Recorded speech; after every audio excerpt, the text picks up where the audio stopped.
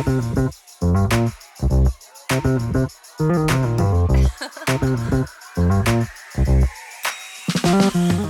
Central Algarve looks like a place designed for holidays, and in many ways, it is. But long before beach umbrellas and marina cafes, this coastline was shaped by trade, defense, fishing, and a very practical relationship with the Atlantic. What you see today is not a single story, but a collection of towns that evolved differently, even though they share the same sun, the same ocean, and, occasionally, the same traffic. The logical place to begin is Faro, the capital of the Algarve and the part of the region that never fully surrendered to tourism. At its center lies Cidade Velha, a historic walled old town entered through the Arco de Vila, a neoclassical gateway built over a medieval entrance. Inside, the layout reflects centuries of layered history, from Roman foundations to Moorish rule and later Portuguese reconstruction. The Sé Cathedral, originally built in the 13th century after the Christian reconquest, has been modified repeatedly, which explains why it feels part Gothic, part Renaissance, and part "we fixed it" after the earthquake. The tower, however, rewards the climb with one of the best views over the city. Just a short walk away is one of Faro's more unusual landmarks, the Capela dos Ossos. Built in the 19th century and attached to the Igreja do Carmo, the chapel is lined with the bones and skulls of over 1,000 people, arranged with deliberate precision. Just outside the walls, Faro's marina introduces a more modern rhythm, but the real defining feature lies beyond it. The Ria Formosa lagoon stretches along the coast as a system of barrier islands, salt marshes, and tidal channels. It is one of Portugal's most important natural reserves, supporting migratory birds, traditional shellfish farming, and a coastline that quietly rearranges itself with the tides. Faro was historically a trading port rather than a resort, and that distinction still shows. It has an airport, a university, administrative functions, and a year-round population that does not disappear in winter. In practical terms, Faro is where the Algarve works. In visual terms, it just happens to look very good while doing it.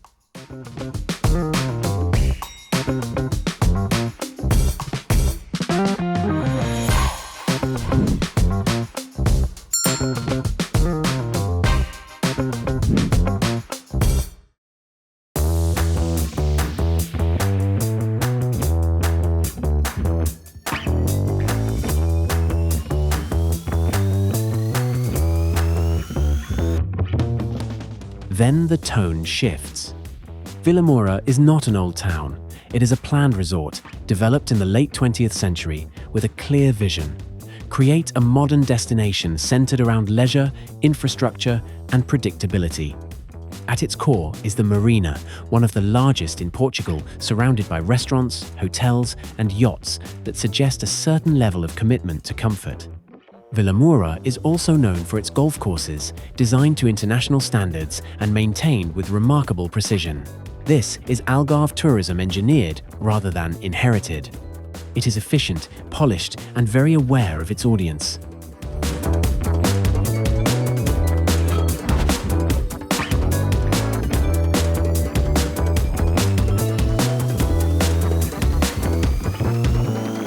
Quarteira is one of the Algarve's oldest continuously inhabited coastal settlements, and unlike some of its neighbours, it never tried to reinvent itself too dramatically. Long before tourism arrived, Quarteira was a working fishing town, and that identity is still visible, particularly around its fish market, where the daily catch continues to set the pace. It is not a staged experience, it is simply how the town functions. The beachfront is defined by a long, straight promenade stretching for several kilometers, lined with cafes, apartments, and practical architecture that prioritizes use over aesthetics. It may not compete for awards, but it does exactly what it was designed to do. Today, Quarteira sits somewhere between past and present. It supports tourism, but it is not entirely shaped by it. People live here year-round, work here, shop here, and, importantly, eat very well here. Quarteira does not try to impress. It simply continues.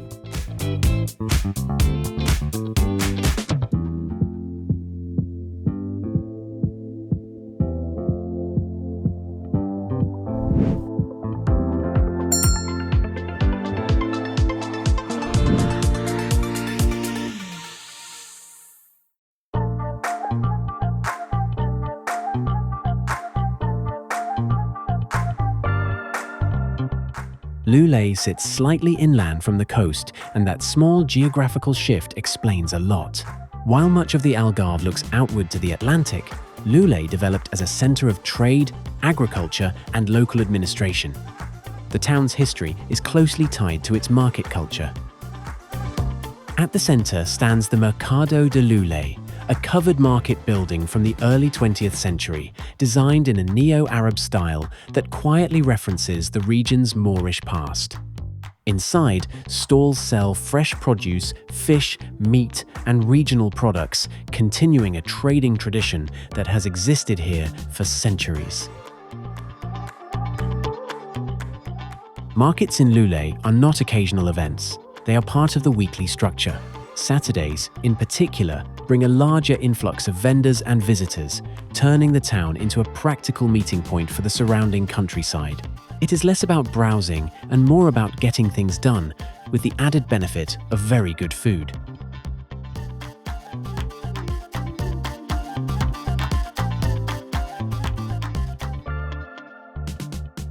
The older parts of Loulé still follow a traditional layout, with narrow streets, whitewashed buildings, and small architectural details that reflect both Islamic influence and later Portuguese adaptation. The remains of the castle and sections of the old walls confirm that Loulé was once fortified, which suggests it took its position seriously. Loulé does not perform for visitors. It runs on its own schedule, and you are welcome to fit in.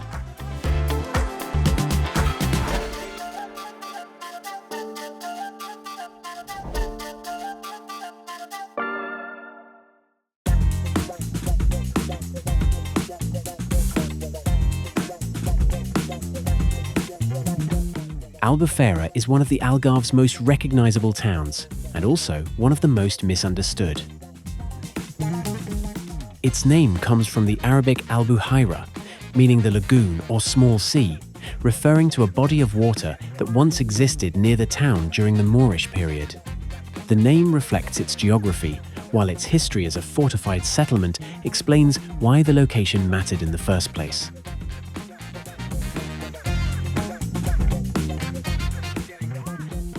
Long before tourism, Albufeira was a fortified town built for control and protection, with steep streets and compact structures designed for defense as much as daily life. The old town still follows that original layout. Narrow alleys, whitewashed houses, and tight corners were not designed for exploration, but for shade, security, and efficiency in a hot climate. Today, they happen to work very well for visitors, although that was never the original plan. The coastline tells an even older story.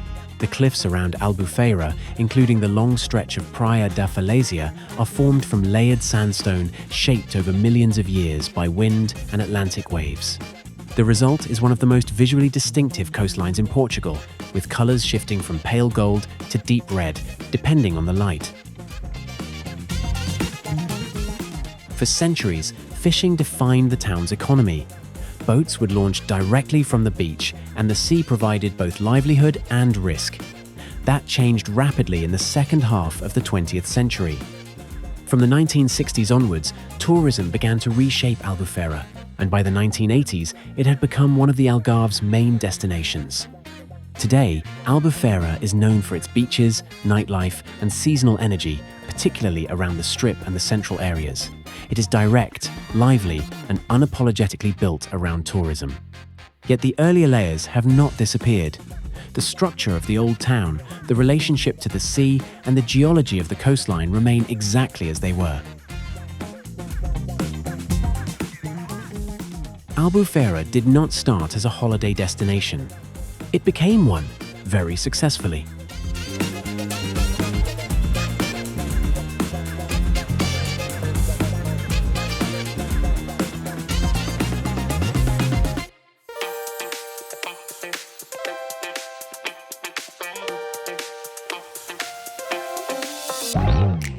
Further west, Armação de Pêra offers something simpler. Historically linked to fishing, particularly the use of large-scale tuna trapping systems, the town developed around the sea in a very direct way. The name itself reflects that past, with Armação referring to the fixed fishing structures once used offshore. Its long sandy beach is one of the most accessible in the Algarve, wide, flat and well suited to families, stretching for kilometres with very little interruption. Just along the coast, the landscape changes. At Nossa Senhora da Rocha in nearby Porches, a small chapel sits on a narrow headland above the Atlantic, on a site used for centuries for both defence and worship. On either side of the promontory are two sheltered beaches, framed by cliffs and markedly quieter than the main stretch at Armação de Pêra. Today, the area remains relaxed, open and practical. A place where the beach is still the main event, but with the occasional reminder that even simple coastlines can have very well-placed landmarks.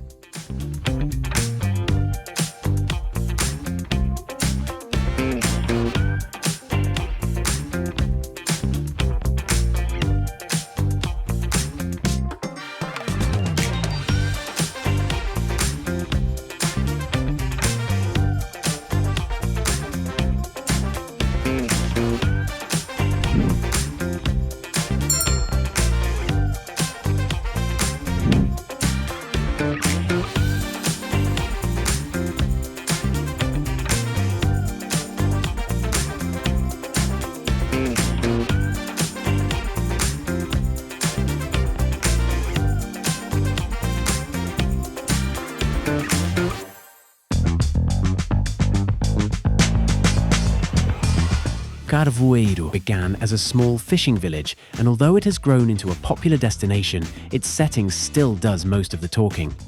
The town sits in a natural amphitheatre, tucked between limestone cliffs that have been shaped over millions of years by erosion. Unlike the broader sandy stretches found elsewhere in the Algarve, this coastline is defined by rock formations carved into arches, caves, and steep drop-offs by wind and Atlantic waves. Just along the coast lies one of the region's most recognizable natural landmarks, the Benagil cave. Formed by the gradual collapse of limestone, it is essentially a sea cave with a circular opening in its ceiling, allowing sunlight to pour directly onto the sand below. The result is a space that feels almost constructed, although it is entirely natural. Access is typically by boat, kayak, or paddleboard, which adds a small logistical challenge and a noticeable increase in camera equipment. This section of coastline is part of what is often referred to as the Algarve Seco and Benagil area, where walking trails follow the cliff tops, offering views of rock stacks, sinkholes, and hidden beaches below. It is one of the clearest examples of how geology shapes tourism in the Algarve. The landscape is the attraction. Carvoeiro itself remains relatively compact, centered around a small beach and a cluster of white buildings that follow the contours of the land. Development has been present, but generally controlled enough to preserve the town's visual identity. In practical terms, Carvoeiro works because it balances access with scenery. In visual terms, it does not need much help.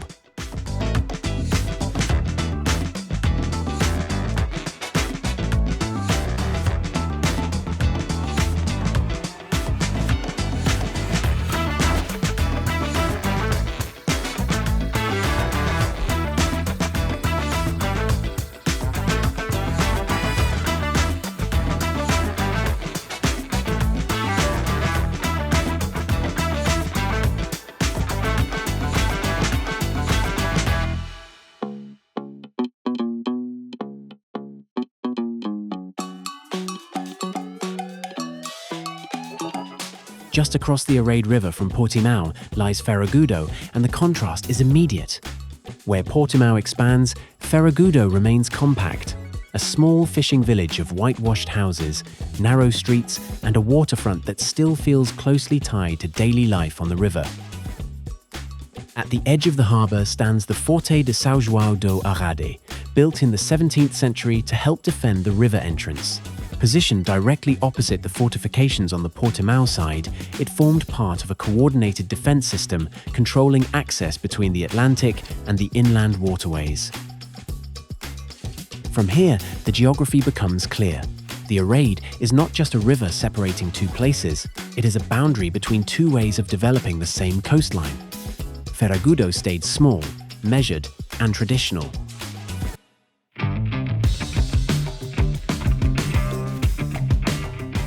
Across the water, Portimão took a different path.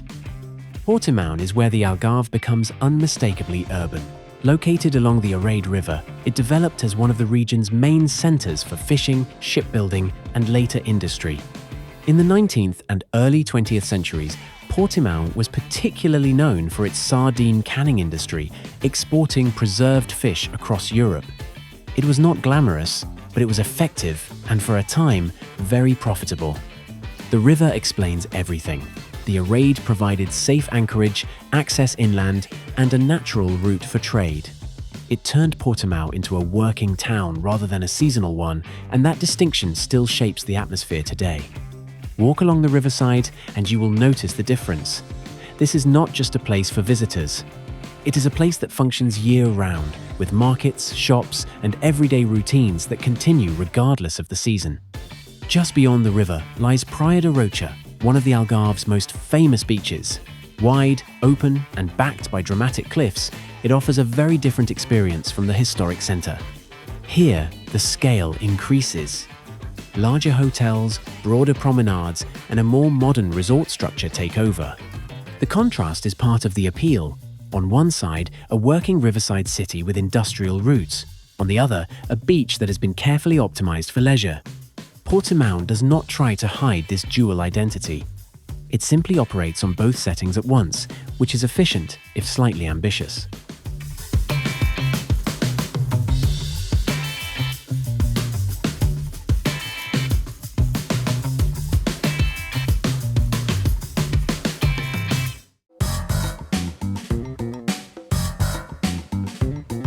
Silves feels very different from the coast, and that is not an accident.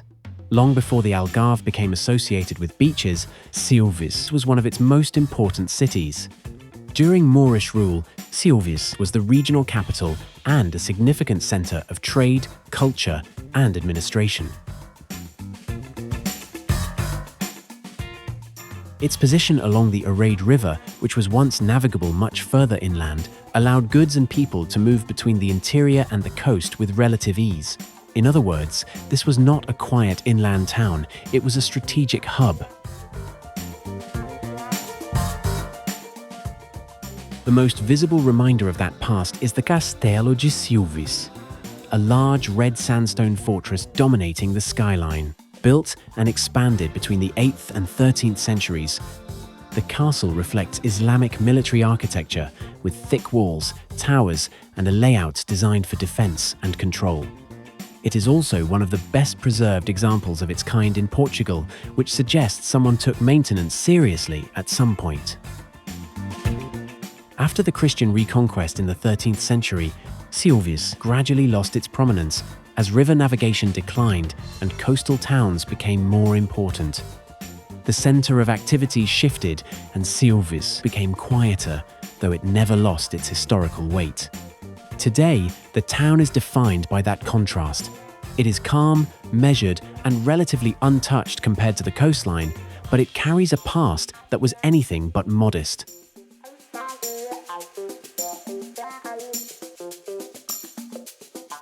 Walking through Silves, the scale of its history is obvious. The streets are slower, the views are dominated by the castle, and the river, now much calmer, hints at a time when it mattered a great deal more. Silves does not compete with the coast. It simply reminds you that it existed long before it.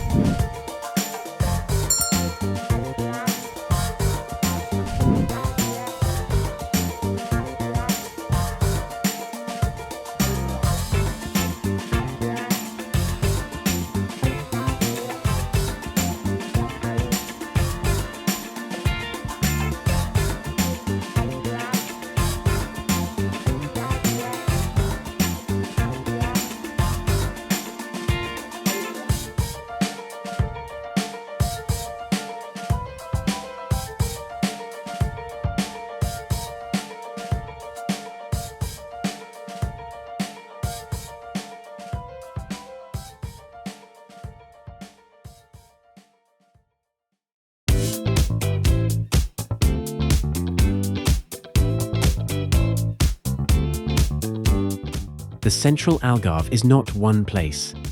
It is a network of towns, each shaped by slightly different priorities: defense, trade, agriculture, fishing, or later, tourism.